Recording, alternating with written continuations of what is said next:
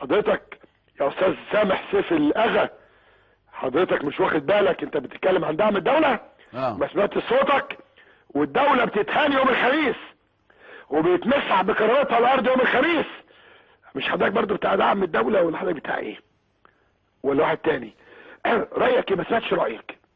شوية عيال سيع مرمطوا بكرامة الدولة الارض، منعوا اتوبيس اللعيبة، راحوا الفندق اللي فيه السياح، فسكوا هو كوتش العربية بتاع اللعيبة، ضربوهم، هنوهم. حضرتك الدولة كانت فين؟ ها؟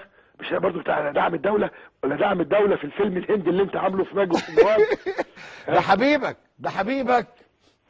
الفيلم الهندي اللي انت عامله سنة وحسام محمود عارف ايه بيقول لك امبارح مع احمد موسى؟ قال لك اللي هيتكلم عندي عقوبات، عندي هحرمه من حضور الجلسات وادي له عقوبة لوم. انت مين يا ابني؟ ده مين اللي قال كده؟ مين اللي قال كده؟ الاخ سيف الاذى. انت مين يا ابني؟ انت فاكر نفسك انا في حضانة؟ ده العضو مجلس الشعب وانت كنت لسه المقدم سيف الاذى. انت بتهرج؟ انت بتهزر؟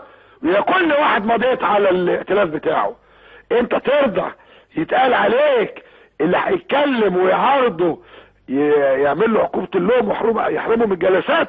ازاي يعني؟ ازاي؟ ما هو مش لاقي حد يقول له عيب. استاذ محمود، نعم، مش لاقي حد يقول له عيب. يبدو ان مفيش حد بيقول لحد في البلد ده عيب خلاص. ايوه، واخد بالك؟ يبدو ذلك. مش انت حضرتك بتاع دعم الدولة؟ كنت فين يا استاذ والدولة بيتمرمط بكرامتها الارض مش عارف على السياح قدام السياح؟ هو النادي الاهلي ده نادي صغير يا استاذ محمود؟